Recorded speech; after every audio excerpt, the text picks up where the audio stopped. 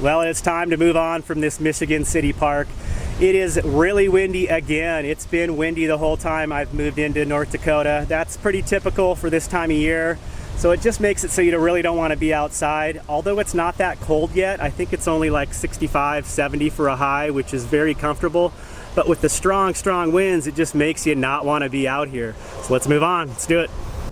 All right, let's do this. Thank you, Michigan City Park in North Dakota. This was a cool spot. These folks that just pulled in, they're from Minnesota. I had a chance to chat with them. I love living on the road, guys. It is so cool. Every time I meet people, we have the best conversations. Just feel this sense of connection with complete strangers.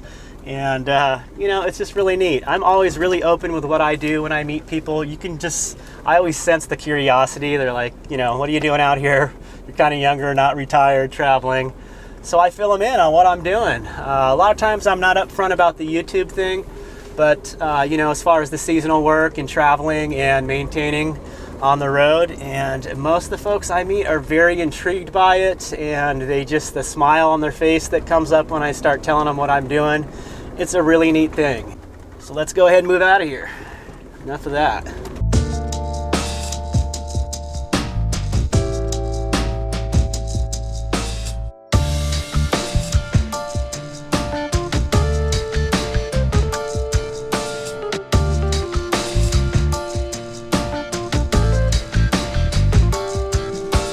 Well, looks like we made it.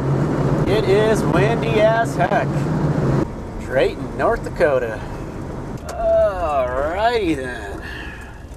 The old sugar beet harvest. Oh dear, here we go again. Told myself last year I wasn't going to do this again, but here we are. There's the old sugar plant straight ahead. Those big tanks.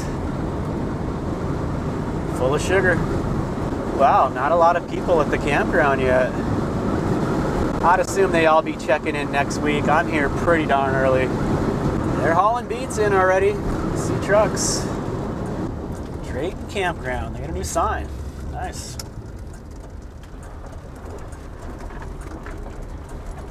Wow, it's like a ghost town in here still. Might have come too early.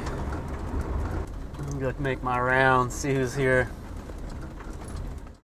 Well, we'll give you a shot of where I'm camped here at the campground. I'm kind of at the end of one of the rows. It's been real nice.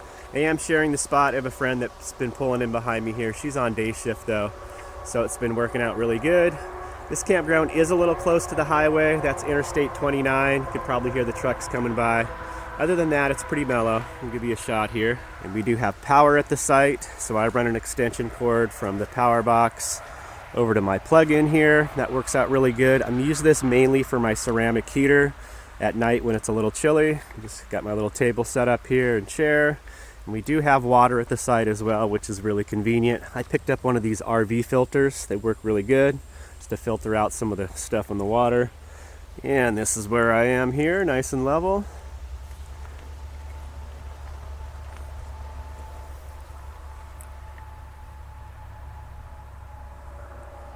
Been working out really good.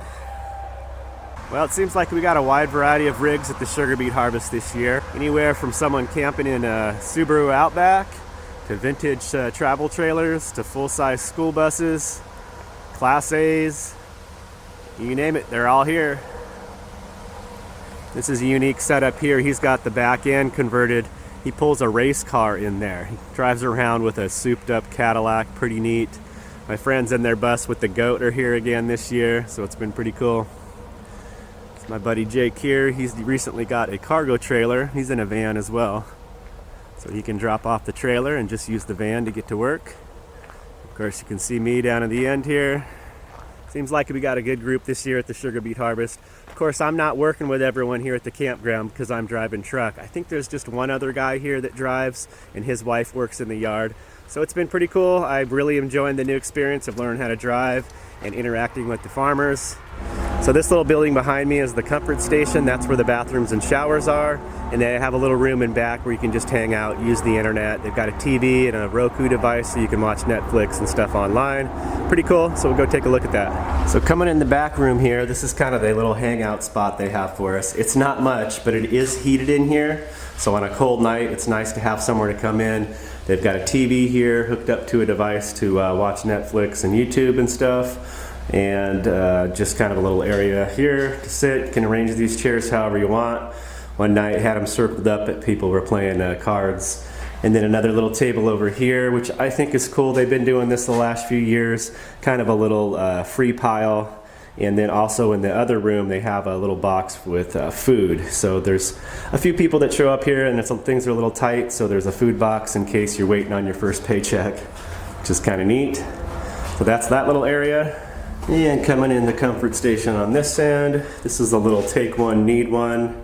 This had a bunch of food in it this morning, so it looked like somebody needed something. Got another week till payday.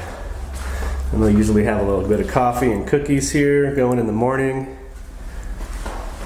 And the restrooms are decent. The campground host comes in and cleans them once a day. We've got, you know, typical toilets, and then these are the showers. See if you can take a look. Just real standard. It's on-demand heat, so you just push the button and it comes out a very nice hot temperature.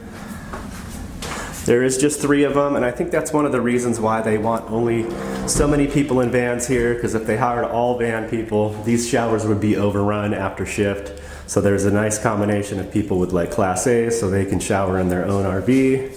Very nice area here. And that's that. And very nice to have a hot shower every day, especially after a long day's work.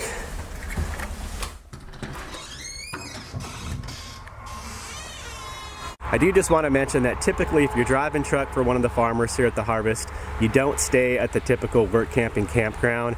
I typically would stay at the farmer's farmhouse. They've got a spot there, actually a bed inside the farmhouse, a fridge full of food. But I ended up staying here because I was going to work in the yard, and at the very last minute things changed up and I decided to drive truck for a farmer. So I'm in a kind of a unique situation.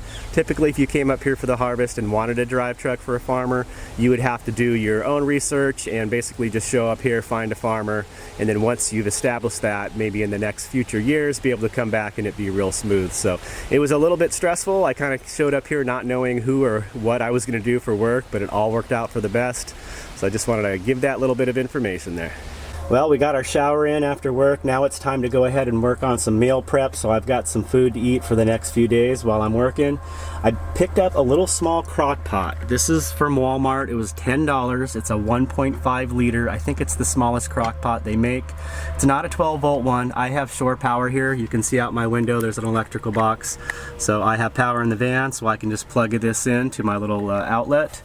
And I've been using this. I've actually used it a couple times and it works out really good, especially for items like this. This here is a pork roast. So I'm going to go ahead and put it in there, leave it in there slow cooking for about probably 8 hours. And then I'll have some nice pork that I can use for various meals, tacos, sandwiches, or whatever. I'll just put it in the fridge once it's done cooking. Well, next thing I'm going to do up is hard boil a dozen eggs. I find that having hard boiled eggs in the fridge, very quick and easy, convenient snack while I'm working. So I'll just throw a couple of those in the cooler, take with me to work. Alright, our eggs are all done. I boiled those for about 10 minutes and then put them in cold water. I find that when you put them in the cold water right after, they tend to peel easier. So I'll switch this water out a couple times because it's already warmed up. Keep them nice and cold, and then probably just put them right in the fridge.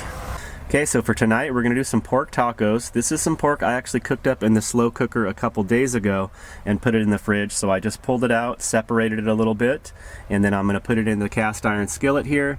We'll get that browned up, pull it off, and then I'll use that same pan to heat up some corn tortillas. And in the meantime, we'll dice up some onion, tomato, and cilantro.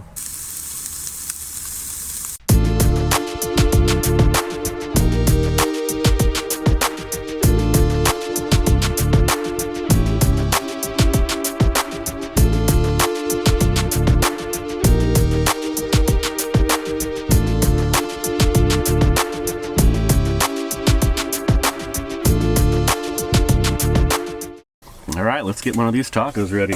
Got that pork set aside, still nice and warm. Probably do up about 3 of these. A little bit of tomato, cilantro and onion. It's my favorite. And then we'll top it off with a little bit of the original. Nice good dose of that. There we are. Technically that's a carnitas taco, slow cooked pork. Let's give it a shot.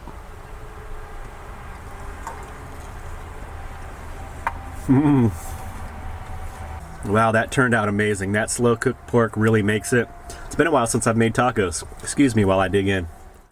Thanks for watching, everyone. It's time for me to lay down and get a few hours rest before my shift starts. I'm going to be working midnight to noon shifts, 12-hour shifts starting at midnight. So most of my shift will be in the dark. Actually, about half of the shift will be in the dark, so it'll be hard for me to get any video, but I'll wait for the sun to come up and hopefully I'll be able to show you what I'm actually doing for work. It's been pretty interesting, so we'll see you in the next video, guys. Take care. Peace.